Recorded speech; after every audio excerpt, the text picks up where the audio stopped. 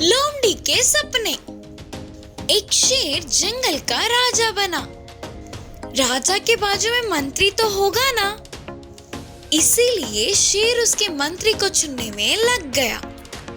और ये बात लोमड़ी को पता चली। किसी भी तरह वह उस मंत्री के पद को पाना चाहती थी। एक दिन लोमड़ी ध्यान बूझकर शेर की गुफा की तरफ गई। हिम्मत जुटाकर गुफा के अंदर गई। महाराज जी को मेरा प्रणाम बोलते हुए अपनी होशियारी का प्रदर्शन दिया। लोमड़ी के अति प्रदर्शन से शेर प्रभावित हुआ। कैसे आना हुआ? इस जंगल का नया राजा बनने के लिए आपको बधाई देने आया हूँ महाराज। यह बात सुनकर शेर को बहुत खुशी हुई। शेर ने बधाई देने के लिए लोमड़ी का धन्यवाद किया। उस दिन से लोमड़ी हवा में उड़ने लगा। ऐसे वह रोज रोज शेर के पास जाने लगा और हर दिन एक जानवर के बारे में शेर से चुगली करने लगी। एक दिन लोमड़ी बोली, आपसे लंबे होने पर उस हाथी को बड़ा घमंड है महाराज जी।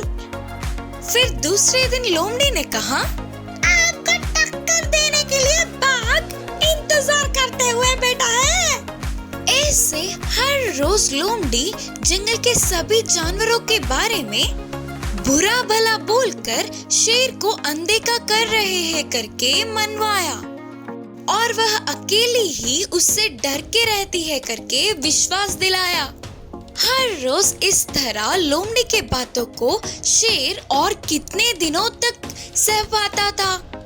थोड़े दिनों के बाद शेर वे बातें सुन सुनकर थक गया। एक बार जंगल में शेर अकेला घूम रहा था। तब उसे पता चला कि लोमड़ी की चुगली करने वाले सभी जानवरों को अपने नए राजे से बहुत ही आदर और सम्मान पूर्वक भाव है। वे बिल्कुल भी उन्हें अनदेखा नहीं करते। यह बात पता ना होते हुए लोमड़ी हमेशा की तरह चुगली करने लगी। तुरंत शेर ने चिढ़कर लोमड़ी से कहा, जब मैं जंगल में घूम रहा था ना तो सभी जानवर मेरा आदर और सम्मान कर रहे थे। किसी ने भी मुझे अनदेखा नहीं किया। फिर लोमड़ी ने अपनी चालाक बुद्धि से जवाब दिया कि महाराज जी, आप बहुत मासूम हो। मेरी बात मानो। आपके देखते ही सभी जानवर शरीफ बन गए और इस पर आप ध्यान नहीं दे पा रहे हो। ऐसी परिस्थितियों में मेरे जैसे मंत्री आपके बाजू में रहे तो आपका सुरक्षा होगा।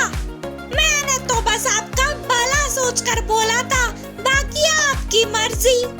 शेर को लोमड़ी की चाल का पता चल गया और शेर आग बबूला हो गया। अरे ओ चालाक लोमड़ी, तेरा चाल मुझे पता है। सारे जानवरों की चुगली करके उन्हें हटाकर तू मंत्री बनना चाहता है ना? किसी में भी अच्छाई ना देखने वाले तुझे मंत्री के रूप में बनाया तो मैं भी डूब जाऊंगा। मुझे और गुस्सा मत दिला, चल जा यहाँ से। शेर ने गरजते हुए कहा। उसका सपना तो दिन का ही सपना रह गया करके सोचकर लोमड़ी वहाँ से भाग गई। बंदर की बड़ाइयाँ। एक जंगल में एक हाथी रहता था। वह बहुत ही अच्छा था। वह हाथी बचपन से एक बंदर के साथ रहता था। वह बंदर हमेशा अपनी बड़ाइयाँ करते हुए रहता था। अरे, हम बंदर लोग बहुत चतुर हैं। हमें बुद्धि की शक्ति ज्यादा होती है। इंसान भी हमारे जैसे नहीं होते। इंसान भी हमारे जात के ही हैं। बंदर ऐसे बात करता था तो हाथी उसे कुछ भी नहीं बोलता था। धीमे से हंसकर छोड़ देता। कभी कभी बंदर पेड़ चढ़कर फल तोड़ लाता था और उन फलों को हाथी को देता था। देखा, तुम मेरे साथ होते हो तो तुम्हारा कितना फायदा है। हर रोज अच्छे अच्छे फल खा सकते हो। मेरे जैसे तुम पेड़ छेड़ सकते हो क्या? बोलते हुए फिर से बड़ाइयाँ करने लग जाता है। हाथी को बंदर के बारे में पता होने पर वह कितने भी बड़ाइयाँ बोल ले, पर वो हंस कर ही लेता था, कुछ भी नहीं बोलता। एक बार एक शिकारी जंगल आया और जानवरों के लिए जाल बुना और मीठे मीठे फल रखे। बेचारे हिरन, खरगोश और बंदर फलों के लालच में जाल में फंस गए। वह सहायता के लिए चिल्लाने के बजाय कुछ भी नहीं कर पाए। शिकारी उन्हें पकड़कर गाड़ी में ले जाने लगा। हाथी को इस बात की खबर मिली। हाथी तुरंत भागता हुआ शिकारी के गाड़ी के सामने आ गया। उस शिकारी को अपने सूंड से उठाकर फेंक दिया। उसे जो जो मिला उसे घुमा घुमा कर फेंक दिया। सभी डर के ऊपर नीचे होकर भाग गए। ऐसे हाथी ने सभी जानवरों को छुड़ा लिया। अरे वाह, कितने बलवान हो तुम दोस्त, ये बात तुमने मुझे कभी क्यों नहीं बताई? तो हाथी ने उस पर हंसकर बोला, हमारे पास जो है उसके बारे में बेवजह किसी को बताना नहीं चाहिए। जरूरत पड़ने पर ही उसका उपयोग करना चाहिए। बोलते हुए हाथी ने बंदर को उठाकर उसके ऊपर बिठा लिया। इस कहानी की सीख है कि अपनी खुद की बड़ाइयां ना करते हुए सबके साथ मिलजुल कर रहना चाहिए। जरूरत से ज्यादा लाड़ प्यार। एक जंगल का राजा था शेर। वह बहुत ही अच्छे से राज्य का पालन करते हुए जंगल के जानवरों की समस्याओं का समाधान करता था। गलती करने वालों को सख्त सजा भी देता था। शेर ने अपने बेटे को बहुत ही लाड़ प्यार से बड़ा किया। इससे छोटा शेर घमंडी होकर बाकी के जानवरों के साथ बुरा सुलूक करता था। उसने एक दिन भालू से कहा, अरे भालू काले और बदसूरत वाले, दूर जा यहाँ से। तब भालू ने कहा, राजा के बेटे होने के कारण हम कुछ नहीं बोल पा रहे हैं, जुबान संभाल के बात कर। फिर छोटा शेर अपने पापा शेर के पास जाकर बोला कि उस भालू ने उसका आकार गंदा दिख रहा है, बोलकर चिढ़ा रहा है करके चढ़ा चढ़ा कर बोला। इससे महाराज शेर सच जाने की कोशिश तक ना करते हुए उस भालू को जंगल से हमेशा के लिए निकाल दिया। ऐसे ही छोटे शेर के जंगल में घूमते समय हाथी दिखा। एक चट्टान के आकार में हो, पर तुझ में दिमाग नहीं है। चट्टान जैसी तेरी आकार देख के फूल मत जाना, बोलकर चिढ़ाने लगा। इससे हाथी ने कहा, जुबान संभाल कर बात कर, नहीं तो मैं अपनी सूंड से लिपटकर जमीन से पटकूंगा। हाथी ने उसे मार के जमीन पर पटका करके छोटे शेर ने अपने पापा से झूठी शिकायत की। शेर ने हाथी को जंगल से निकाल दिया। महाराज ने जल्द से जल्द तुरंत सभी जानवरों को बुलवाया। मुझे कितना आदर दे रहे हो ना, उतना ही मेरे बेटे को भी दो। अगर किसी ने भी मेरे बेटे को चिढ़ाया या तंग किया तो मैं उन्हें सख्त से सख्त सजा देकर इस जंगल से हमेशा के लिए निकाल दूंगा, बोलकर चेतावनी दी।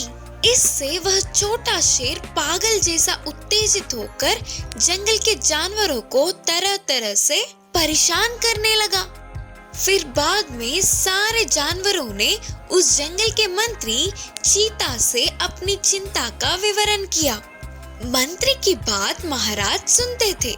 फिर चीता ने कहा, महाराज जी, आपके बेटे को सताने के कारण बहुत सारे जानवरों को आपने जंगल से निकाल दिया, लेकिन इस जंगल में कई जानवर दुष्टों से तंग आकर मानसिक रूप से दुखी है, तो फिर उन्हें क्या सजा दोगे? बोलते हुए चीता ने शेर से प्रश्न किया। मेरे राज्य में कोई भी परेशानी नहीं है ना? इससे चीता ने कहा, तो फिर चलो चुपके से घूमकर सबके सुख दुखों के बारे में आप स्वयं देख लो। फिर शेर चीता के साथ जाकर जंगल के घने पेड़ों में छुपकर परिस्थितियों को देखने लगा।